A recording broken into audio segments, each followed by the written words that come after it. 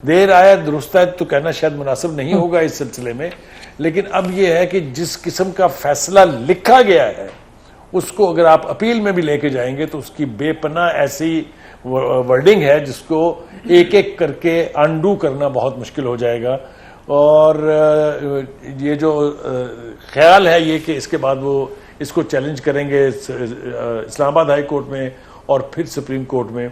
अगर इस मामले में थोड़ी सी ताखीर हो जाती है, और जो कि होगी यकीनी तौर पे, ये फैसला एक दिन में ना इस्लामाबाद हाई कोर्ट कर सकेगी ना सुप्रीम कोर्ट कर सकेगी, तो फिर एक और यानी बड़ी डेवलपमेंट होने वाली है वो ये कि वो जहां से उनको रिलीफ की उम्मीद होती थी वो शायद रिटायर होकर घर चले जाएंगे और अदलिया की टॉप लीडरशिप में। दूसरा जो सबसे ज्यादा खिलवाड़ किया है वो किया है उनके वकला ने।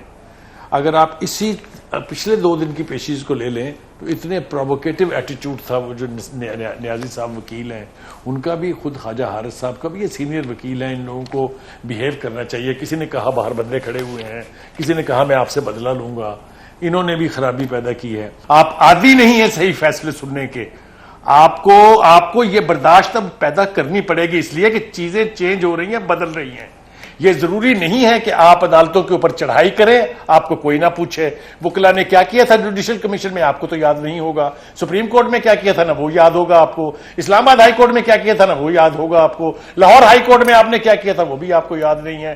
तो मेरी ये सारी गुजारिशात जो थी बहुत अदब से थी, आपको प्रवोक करना मेरी मुराद अच्छा जी बुखारी साहब, गॉट योर पॉइंट। देखिए, गुजारिश ये है कि ये सजा जो है ये किसी के लिए भी अचंभे का बायस तो नहीं है बिल्कुल भी, इसलिए कि इसका ये कुछ ऐसे केसेस हैं, तफसील तो बहुत लंबी है, 150 हैं, 180 हैं, 200 हैं, लेकिन उनमें से 3-4 केसेस ऐसे हैं जिनको आप ओपन एंड शट केसेस कह सकते हैं, या ये कह सकते हैं कि इनमें फैसले की तलवार बहाल खान साहब की गर्दन पर लटक रही थी।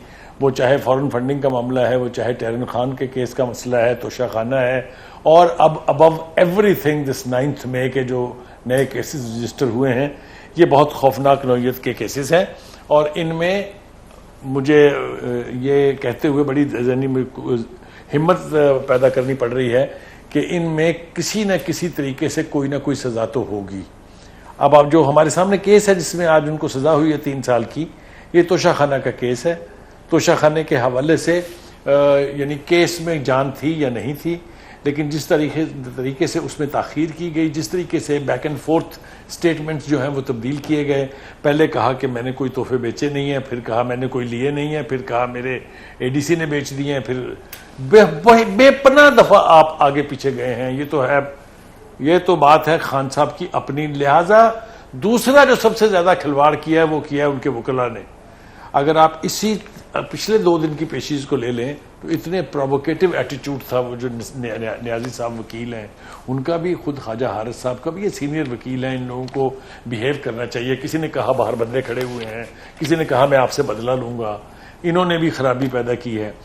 तो बहुत सारी रीजंस हैं इसकी। वो कहते हैं कि देर आया दुरुस्त आया तो कहना शायद मुनासिब नहीं होगा इस सिलसिले में, लेकिन अब यह है कि जिस किस्म का फैसला लिखा गया है उसको अगर आप अपील में भी लेके जाएंगे तो उसकी बेपनाह ऐसी वर्डिंग है जिसको एक एक करके अनडू करना बहुत मुश्किल हो जाएगा।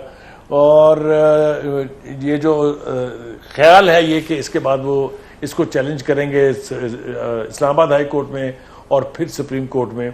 अगर इस मामले में थोड़ी सी ताखीर हो जाती है, और जो कि होगी यकीनी तौर पे, ये फैसला एक दिन में ना इस्लामाबाद हाई कोर्ट कर सकेगी ना सुप्रीम कोर्ट कर सकेगी, तो फिर एक और यानी बड़ी डेवलपमेंट होने वाली है वो ये कि वो जहां से उनको रिलीफ की उम्मीद होती थी वो शायद रिटायर होकर घर चले जाएंगे और अदलिया की टॉप लीडरशिप में कुछ न कुछ रीएडजस्टमेंट्स होंगी।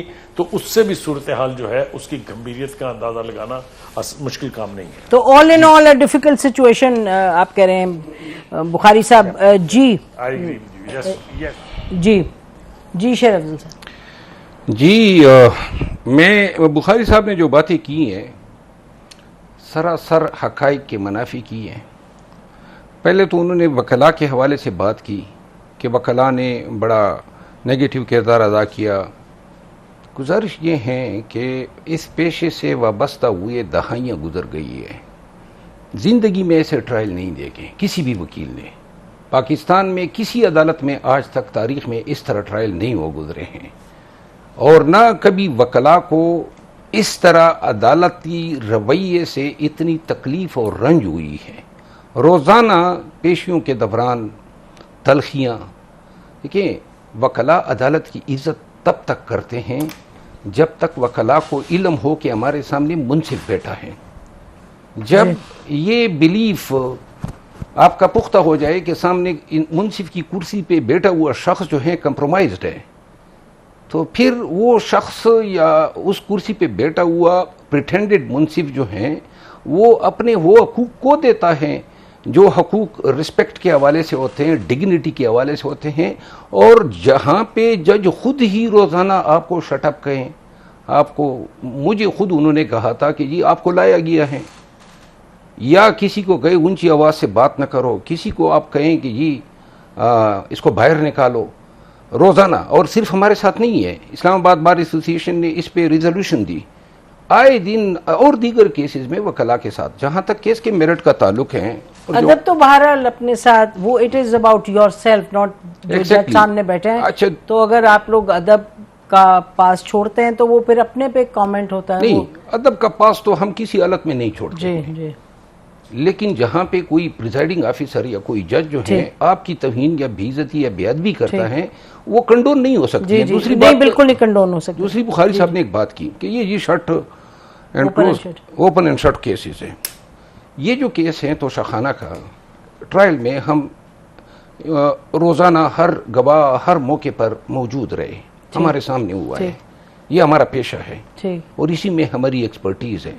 ये मुकदमा जाएगा सुपीरियर कोर्ट्स में और इस दफ़ा इसको कोई बायस जज नहीं देखेगा। We will make it sure, क्योंकि हम तअस्सुब के शिकार हुए हैं।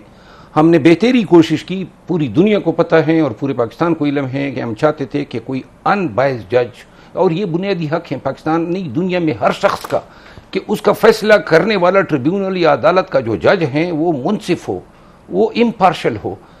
पहले दिन से हमने दो अदालतों पे पीटीआई के चेयरमैन की तरफ से हमने ये उज़र उठाए थे कि chief justice Islamabad high court और ट्रायल कोर्ट के जज हुमायूं दिलावर साहब ये केसेस न सुने, लेकिन इन्होंने ही सुना, एक दूसरे को बेचते रहे। 3 दफ़ा जो है, क्या इस केस के लिए इतना ही काफ़ी नहीं है कि चीफ जस्टिस साहब ने खुद ही 3 दफ़ा उसके ऑर्डर को सेटिसाइड किया और फिर भेज दिए कि आप इसकी मेंटेनेबिलिटी को सुने। तीसरी बात जो उन्होंने की बुखारी साहब ने कि जी ये मुझे बड़ा खौफनाक मालूम हो रहा है, मैं अर्ज ये कर दूं कि ये केस जब डिसाइड होगा, और मार्क माई वर्ड्स, जब ये डिसाइड होगा तो ये केस में इस जज साहब के कैरियर का भी फैसला होगा, क्योंकि he is committed judicial misconduct while holding these trials. जब इसने ये ट्रायल प्रिजाइड किए, फैसला लिखा आखिर दिन तक। जी जी, यू मेड योर पॉइंट। अगर आप इजाजत दें तो मैं मती के पास जाऊं, लेकिन मेरा ख्याल है कि बुखारी साहब, correct me if I am wrong, मेरा ख्याल है आपने खौफनाक की बात की थी मई 9 के हवाले से, इस केस पे तो आपने खौफनाक नहीं कहा था। जी बिल्कुल, आपने सही समझा। असल में थोड़ा सा जज्बाती हो गया मेरे दोस्त जो हैं। मैंने ना ही तो उनकी जात के बारे में कोई कमेंट किया था और ना ही मैं उस तरह का कमेंट करने का कभी सोच सकता हूं। मैं खुद भी लॉ ग्रेजुएट हूं। गुजारिश ये है कि जो बात मैंने कही थी वो मैं अभी भी कहता हूं। बिल्कुल इसमें कोई शुबा नहीं है कि इस तरह की समाअत कभी हुई नहीं, ना आप इस किस्म की समाअत के आदी हैं।